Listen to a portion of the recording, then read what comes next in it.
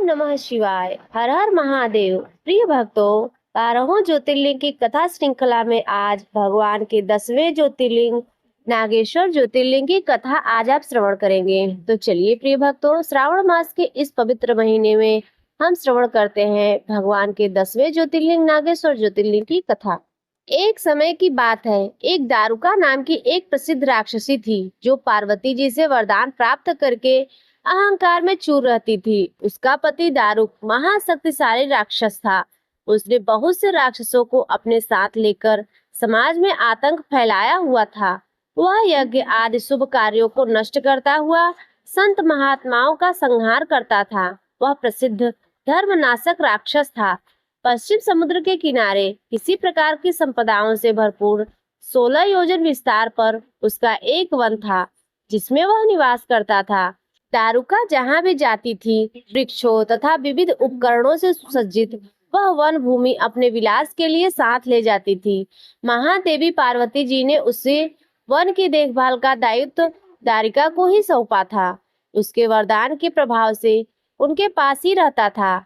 उससे पीड़ित आम जनता ने महर्षि और उसके पास जाकर अपना कष्ट सुनाया। शरणागतों की रक्षा का धर्म पालन करते हुए महर्षि और राक्षस को श्राप दे दिया।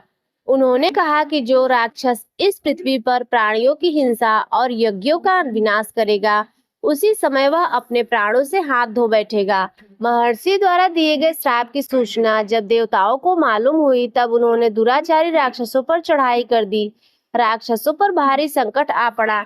यदि वे युद्ध में देवताओं को मारते हैं तो श्राप के कारण स्वयं मर जाएंगे, और यदि उन्हें नहीं मारते हैं तो पराजित होकर स्वयं भूखों मर जाएंगे। उस समय दारुका ने राक्षसों को सहारा दिया और भवानी के वरदान का प्रयोग करते हुए वह संपूर्ण वन को लेकर समुद्र में जा बसी। इस प्रकार राक्षसों ने धरती को छोड़ दिया और निर्भयता पूर्वक समुद्र में निवास करते हुए वहां प्राणियों को सताने लगे। एक बार धर्मात्मा और सदाचारी सुप्रिय नामक शिव भक्त वैश्य था, जो वहां नौका पर सवार होकर समुद्र में जल मार्ग से कहीं जा रहा था। उसी समय दारुक नामक एक भयंकर बलशाली राक्षस ने उस पर आक्रमण कर दिया।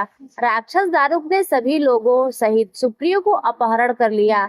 अपनी पुरी में ले जाकर उसे बंदी बना दिया। क्योंकि सुप्रिय शिव जी का अनन्य भक्त थे, इसलिए वह हमेशा शिव जी की आराधना में तन्मय से लगे रहते थे।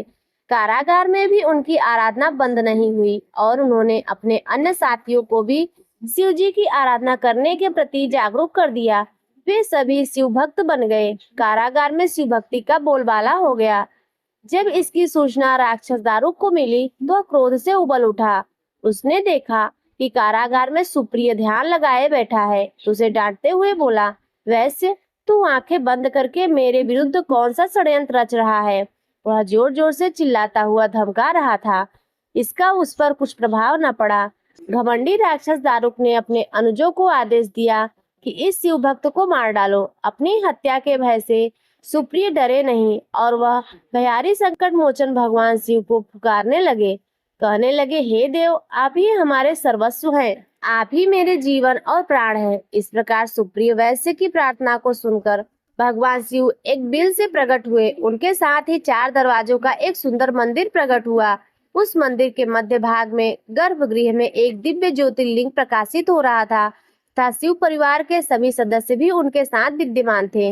वैसे सुप्रिय ने शिव परिवार सहित उस ज्योतिर्लिंग का दर्शन और पूजन किया।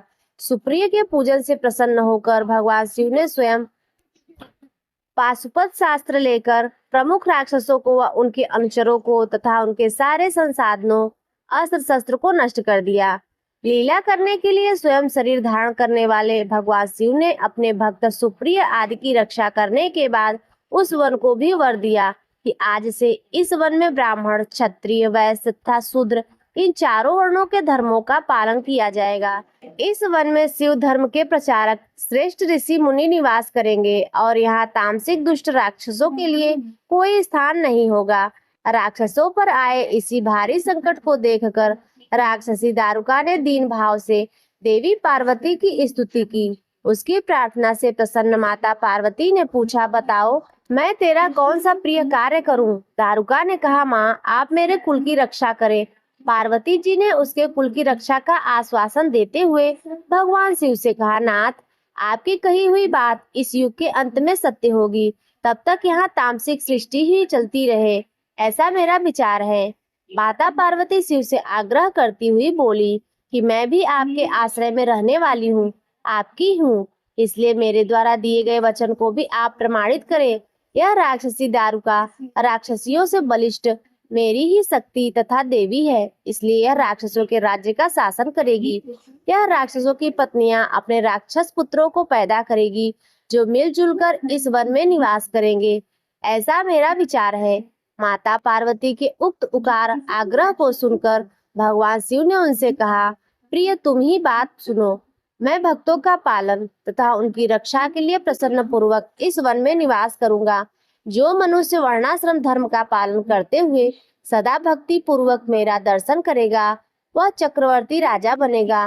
कलयुग के अंत में तथा सतयुग के प्रारंभ में महासेन का पुत्र वीरसेन राजाओं का महाराज होगा। यह मेरा परम भक्त तथा महापराक्रमी होगा। जब वह इस वन में आकर मेरा दर्शन करेगा, उसके बाद वह चक्रवर्ती सम्राट हो जाएगा। तत्पश्चात बड़ी बड़ी लीलाएं करने वाले शिव दंपत्ति ने आपस में हास विलास की बातें की और वहीं पर स्थित हो गए। इस प्रकार शिव भक्तों के प्रिय ज्योतिर्लिंग स्वरूप भगवान शिव नागेश्वर कहलाए और देवी पार्वती जी नागेश्वरी के नाम से विख्यात हुए। इस प्रकार शिव ज्योतिर्लिंग के रूप में प्रकट हुए, जो तीनों लोकों के कामनाओं को पूर्ण करते हैं।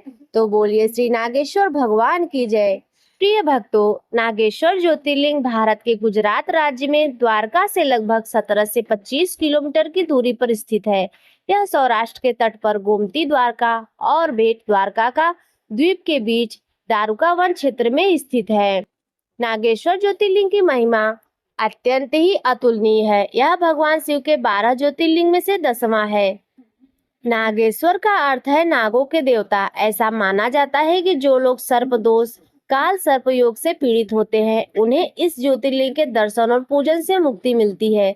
यहाँ धातुओं से बने नाग नागिन अर्पित करने की भी परंपरा है। यह ज्योतिर्लिंग भय, संकट और शत्रुओं से मुक्ति दिलाने वाला पवित्र स्थल है। शिव पुराण के अनुसार नागेश्वर ज्योतिर्लिंग के दर्शन से भक्तों की सभी विपत्तियां समाप्त होती है और जीवन में सकारात्मकता आती है। मंदिर परिसर में भगवान शिव की ध्यान मुद्रा में एक विशाल प्रतिमा लगभग 125 फीट ऊंची और 25 फीट चौड़ी है, जो काफी दूर से दिखाई देती है। यह ज्योतिर्लिंग तीनों लोकों की कामनाओं को पूर्ण करने वाला है। प्रिय भक्तों, आज की कथा यदि आपको अच्छी लगी हो तो वीडियो को लाइक कर दीजिए। चैनल पर पहली बार आए हो तो सब्सक्राइब कर दीजिए और कमेंट में हर हर महादेव अवश्य लिखिए।